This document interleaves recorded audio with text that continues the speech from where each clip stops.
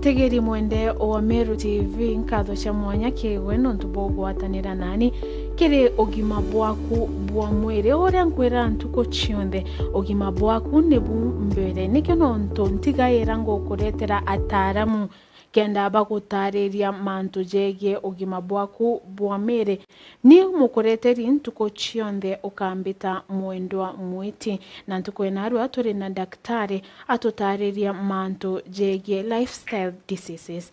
Karibu sana daktari. Asanti. Unaweza na kutuambia unaitwa nani, umetoka wapi? Okay. Tukujue before tuingie kwa undani kwa diseases za lifestyle. Okay. Mugeni Antoba Mbere. My name is Dr. Kiogora Kendi. I work in AAR Healthcare in Mbere. That was recently opened on Monday. We are in Royal Business Park, during Ciaca Street, just next to Karen Hospital. Na we are offering services nyingi, kem. Tuna offer general consultation. We are offering laboratory services. We are offering pharmacy services, madawa, kununua madawa. Tunafanya immunization, tunafanya well baby. Kwa hivyo watoto walio wamezaliwa wanaweza kuja immunization hapo. And in the near future tunaleta daktari wa watoto, tunaleta daktari wa wanawake, tunaleta daktari wa physiotherapy, tunaleta daktari wa meno, dental services, tunaleta daktari physician wa kuona wagonjwa kama wale wako na diabetes ama hypertension, tunaleta daktari pia wa the digestive system wenye tunaita gastroenterologist wenye wako na shida ya tumbo. Kwa hivyo hata hao wanakuja coming soon. And for now we are taking all insurance services. We are also taking patients who are coming to pay cash. So that is just a nutshell about AR healthcare. Yes. Thank you so much. Na tukianza, maybe unaweza tu explainia what do we mean by lifestyle diseases? Mtu akisema lifestyle diseases, yani mekarire yetu, what do we mean? Okay. So, lifestyle diseases are diseases that are caused by unhealthy habits, unhealthy practices, and unhealthy behaviors. Kwa hivyo hiyo inamaanisha from the time you wake up to the time you sleep, the things you do, they influence your health. They influence you getting a disease or not getting a disease. So hiyo ni tabia na mazoea yetu. Kile tunafanya, kile tunakula, vile tunakaa, it can cause some diseases. Na utasikia sana hata madaktari wakisema something known as non-communicable diseases. It's still the same thing. Hiyo inamaanisha you cannot transmit a lifestyle disease from one person to another. If I have diabetes, I can't give you diabetes. So it's non-infectious. You can't spread it from one person to another. So we keep changing those terms. Unaweza sikia lifestyle disease, unaweza sikia non-communicable disease or NCD, but those ones are one and the same thing. So it's just diseases that are caused by practices, behavior, and even our patterns. Yes. So in simple terms, you mean lifestyle diseases, ni venye mimi kama Ivy, venye nitaishi, Yes. and itagaramu kama nitapata hizo lifestyle diseases ama sitapata. Yes. Yes. Inasababishwa kwa wingi na hizo behaviors. Na maybe unaweza tu explainia examples za lifestyle diseases ili tuelewe. Tukisema lifestyle diseases ni maugonjwa kama gani naweza pata nazo? Okay. Lifestyle diseases, there are many. There are many. If we were to talk about them today, hazitaisha. But they are the common ones that a lot of people know. We are talking about diabetes, we are talking about hypertension, we are talking about cardiovascular diseases of the heart. We are talking about cancer. Cancer is also very common. So we are talking, cancer is also a lifestyle disease. To diseases of the respiratory system, diseases ya mapafu, magonjwa ya mapafu kama asthma, bronchitis, chronic obstructive pulmonary disease. Yo watu wanasema niko na COPD. Hawezi sema hiyo yote waneka kwa ufupi COPD. Kuna hata mental illnesses. Watu wanasema niko na stress. Hiyo ni lifestyle disease. Depression, alcoholism, addiction, those ones are mental illnesses that are caused by lifestyle issues. Alafu kuna hii what you call musculoskeletal, ama diseases of the bones, of the muscle, of the joints, of the tissues, of the tendons, like back pain. I know people wanasema, hey, back pain hata hiyo. Yes, especially it's a lifestyle. Wanawake. It's a lifestyle disease because it's affected by your activities and your posture. So vile tulisema tu, from when you wake up to when you sleep, those are some of the things that cause issues with our health. So the examples are many. And we cannot talk about each one of them. So hata wale wanasikiliza, you can give us feedback. And then the ones that you want to understand better, you can let Ivy know. And then Majaliwa, I come back and talk about specific diseases of lifestyle. Yes. Na tukiwa hapo kwa lifestyle diseases, kunaye maybe kunaye nilikuwa naambia today nitakuwa na daktari, nitakuwa naongea mambo na lifestyle. Akaniambia nimuulizie anamona hapa. Hapa. Yes. A part. Yes. Can it be venye yeye analala maybe, yes, ama anaketi maybe, ama juu tunajua hapa iko connected na spinal cord, inaweza kuwa shida ingine, ama tunaweza sema dio ni lifestyle venye yeye anakaa kulala, venye anaketi kwa kiti. Yes. Sana sana shida ya mgongo inatokana na posture ama activity. So posture inaweza kuwa vile unakaa, vile unalala, okay, even the activities that you do, whether you raise heavy objects, kama unainua vitu ziko na kilo, ama unatembea long distances, all those things can cause such issues. So saa zingine inaweza tokana na trauma ama kuumia, kama umegongwa ama ulikuwa kwa accident, but sana sana hizo issues at the back, they are caused by our posture and our activity. So sana sana ni hiyo, tunasema ni lifestyle, it could be the lifestyle. Yes. Pengine nitamsaidia na namba yenu ili ajue more about hiyo issue. So tumejua lifestyle diseases na tumejua examples za what we mean by lifestyle diseases. So labda unaweza tuelezea ni nini causes za lifestyle diseases ili tuelewe nikipata hii najua ndio itafanya nikifanya hivi ndio itafanya nipatwe na nini na lifestyle diseases. Okay. So generally when we are talking about any disease or any illness, we have to discuss something known as determinants of health. So determinants of health are factors that influence how healthy you are. Okay?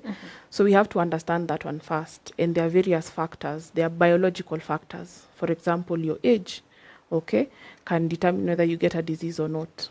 Your genetics. Those ones are biological factors.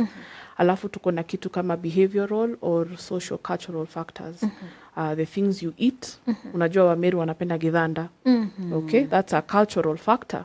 Na hiyo inaweza fanya ukue na a certain disease kama diabetes ama hypertension.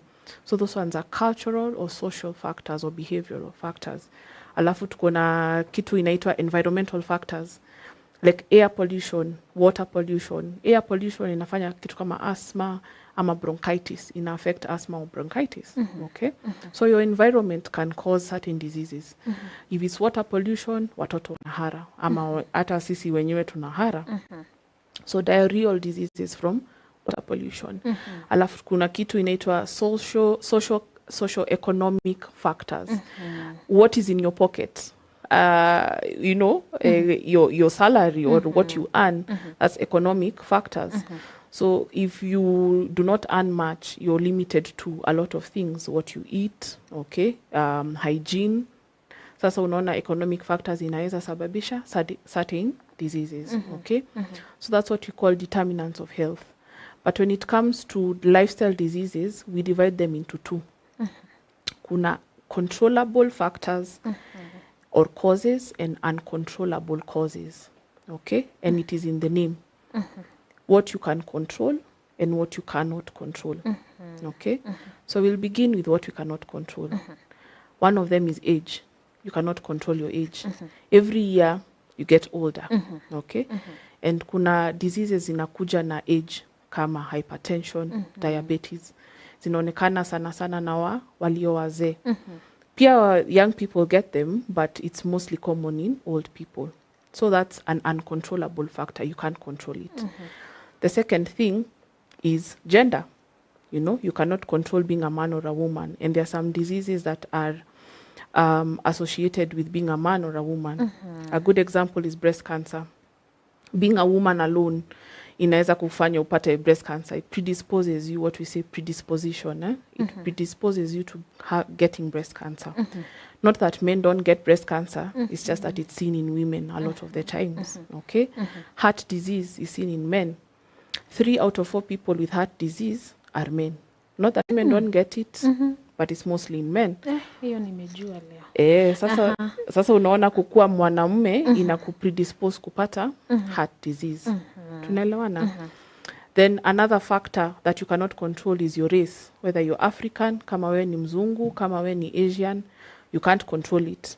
So there are some races that have certain issues. A good example ni hawa Wayahudi Jews from the Middle East.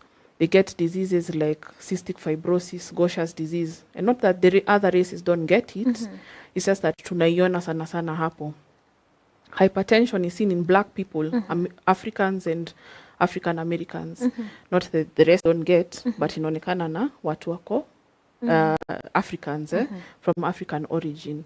Sasa unaona being in a certain race can predispose you to getting certain illnesses.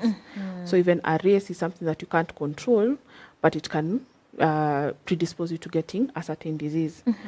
Then the final uncontrollable factor is genetics. The way you inherit the color of your eyes is the same way you can inherit a disease.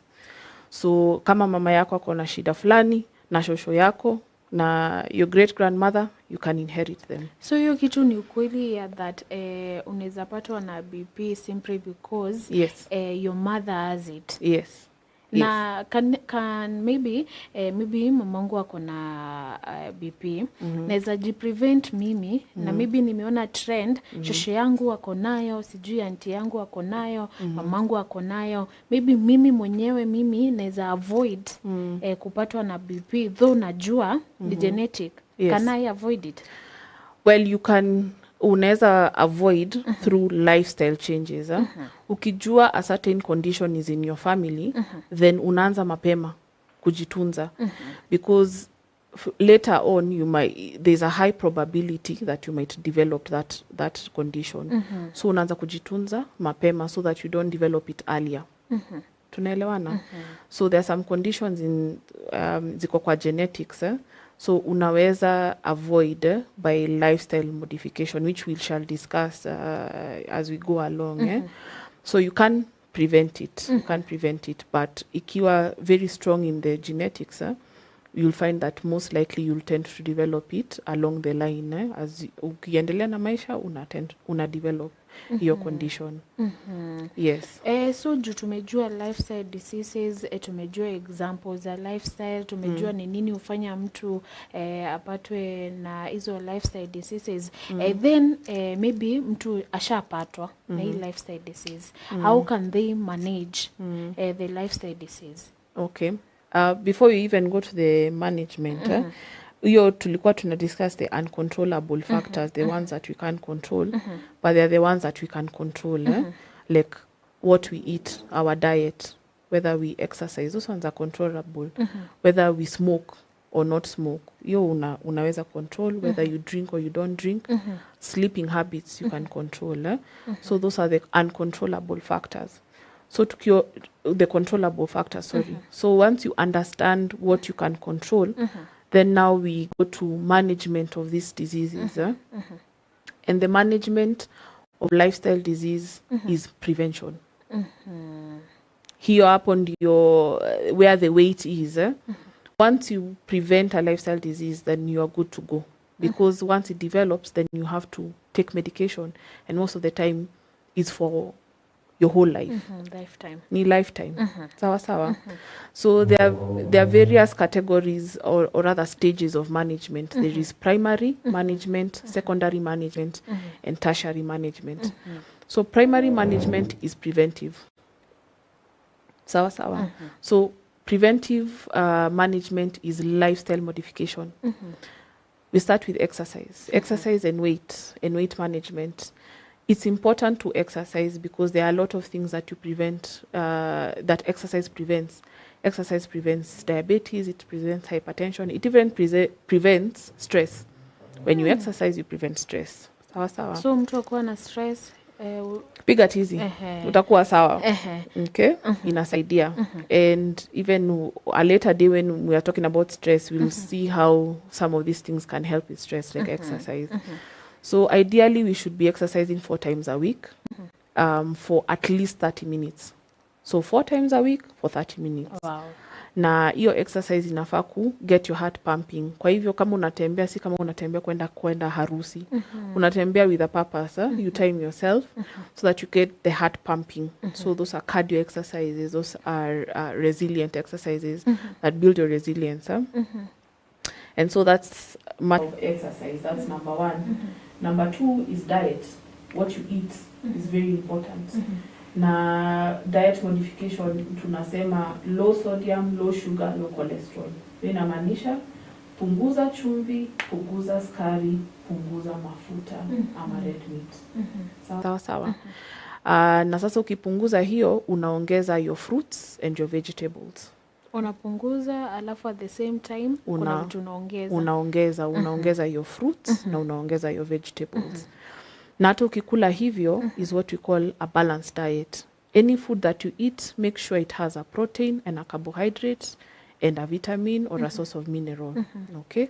Na hata vile unaserve, usiweke ugali kubwa, alafu mboga unaweka kijiko ndogo. Ideally, your plate should look like this. If it's a circular plate, half of it should be your vegetables. A quarter should be your proteins and the other quarter should be carbohydrates. Meaning, ukipakua kijiko moja ya mchele, unapakua kijiko moja ya nyama, ama na alafu unapakua vijiko 2 ama 3 za mboga. So hivyo ndio inafaa. So wenye huwa wanasema like anapaswa kukula ugali mingi juu anafanya kazi maybe ya kubeba napier grass hapo home, paswi anapaswa sasa kukula vegetable more Obama. Sasa hiyo that's not a balanced diet. Of course hao watu wanafanya kazi kwa mjengo, they need a lot of energy and energy giving foods.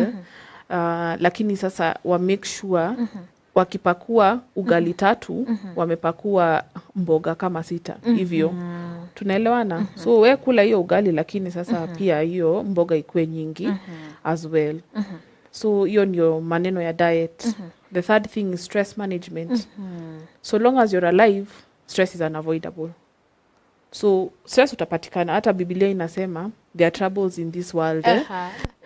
And you'll find troubles. So ni vitu hatuwezi avoid. Ni vitu hawezi avoid. But you manage it. So lifestyle management or lifestyle modification includes stress management, which is work-life balance.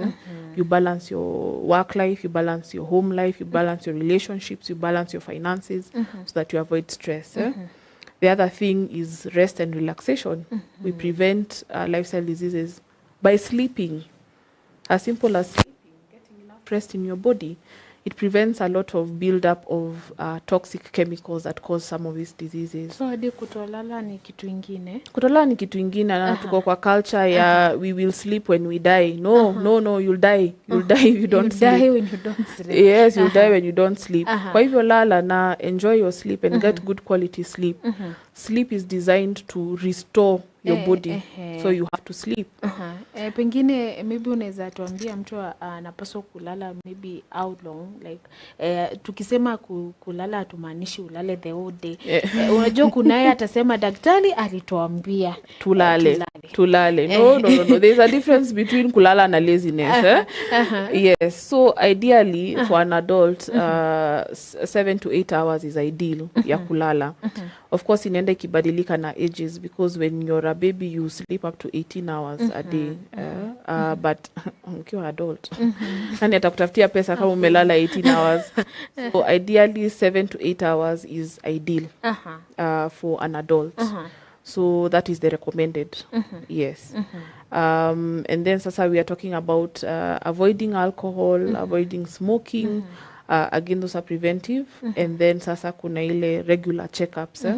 Enda hospitali, hata kama husikii mgonjwa, enda hospitali, pimwa. Na hapo kwa alcohol maybe ni ku avoid totally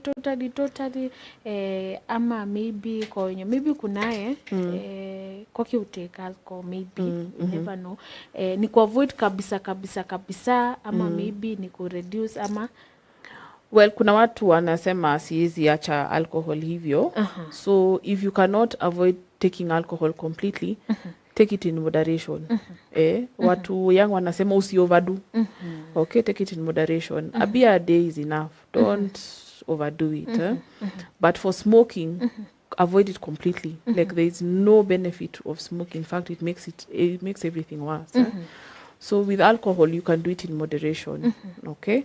But we always recommend to just avoid it completely because it has no benefit per se. Yes. Na tukimalizia management, tumeongelea primary, tumeongea secondary, hatujafika bado tertiary. Sasa hiyo yenye tumeongea ni primary, which is prevention. Kumbe hata hatujafika secondary. Hatujafika secondary. Secondary management ni kukunywa madawa. That is when you have been told you have diabetes. Okay? Kunywa madawa sasa. So you manage your condition by taking medication. You also manage your condition by therapy and counseling. You also manage your condition through patient education and learning more about your condition. So secondary ni kutibu. Okay? And preventing complications. Tertiary management ni saa zile kumeshindikana kabisa, umekuwa na complications kama stroke, kama diabetic foot, na sasa umefanyiwa surgery, mguu imekatwa, ama umekuwa na stroke, ukakuwa na paralysis, hawezi ongea. So tertiary management is managing complications and rehabilitating the patient so that anaweza ishi na hizo complications and preventing further complications. So hivyo ndio saa zile tume escalate, tumena from one stage to another. But lifestyle conditions are managed through prevention. Bottom line. Yes. Tumemalizia sasa secondary. Yes. Sasa tuko secondary, umetuambia sasa ni madawa, maybe kama uko na diabetes and all that. Kwenda counseling, unaambiwa it is well, it is not the end of the road, blah blah blah blah. Counselors utuambia. Sasa tuko tertiary. Yes. So sasa hiyo tertiary ndio nilikuwa nasema ni saa zile umekunywa dawa alafu bado maneno imeharibika. So ukapata complications from a certain disease. For example, in diabetes ni hiyo diabetic foot, unaweza pata stroke, unaweza pata heart attack. Unaona hiyo ni complications and your life will never be the same again. Okay? So in tertiary management, it's managing those complications. And so we rehabilitate the patient. Tunamfunza kuishi na hizo complications. Kama amekatwa mguu, tunampea prosthesis. Okay? Ni ile ya kuweka artificial, is like an artificial organ. Anaweka hapo ndio aweze kutembea. Okay? Kama amepata stroke, tunamfundisha speech therapy. Tunafanya speech therapy kwa sababu anashindwa kuongea baada ya stroke. So hiyo ni rehabilitation ama tertiary management. Na tukimfanyia hivyo, sasa we reintegrate them into the society. Because with these complications, wana find it very hard kuishi na watu wengine. But tukifanya tertiary management, sasa they can go back to living with people in society. Sawa. So that is tertiary management. Yes. Maybe daktari tukimalizia kuna kitu tumeacha about lifestyle. Before tumalizie kuna kitu una feel hatuja touch kuhusu lifestyle, maybe tuguzie tukimaliza juu ya time. Okay. I think maybe just to recap is that a lot of these lifestyle diseases are caused by things that we can control. Okay? So it's what we eat. It's whether we exercise or not. It's whether we drink alcohol or not. It's whether we smoke or not. It's whether how we sleep. Okay? How we manage our stress. So hapo ndio where we need to understand it's the start and the end of the management of some of these diseases. And so once we understand that, we can prevent it. Because if a certain condition is caused by taking alcohol, then you can only stop it by preventing yourself from taking alcohol. So that's just the emphasis when it comes to lifestyle diseases. We need to prevent it because most of them are controllable factors. Yes. Maybe tukimalizia unaweza ambia mtu anaweza kupata wapi, maybe angetaka ku reach out. Okay. Unaweza take the opportunity kumwambia anaweza kupata wapi.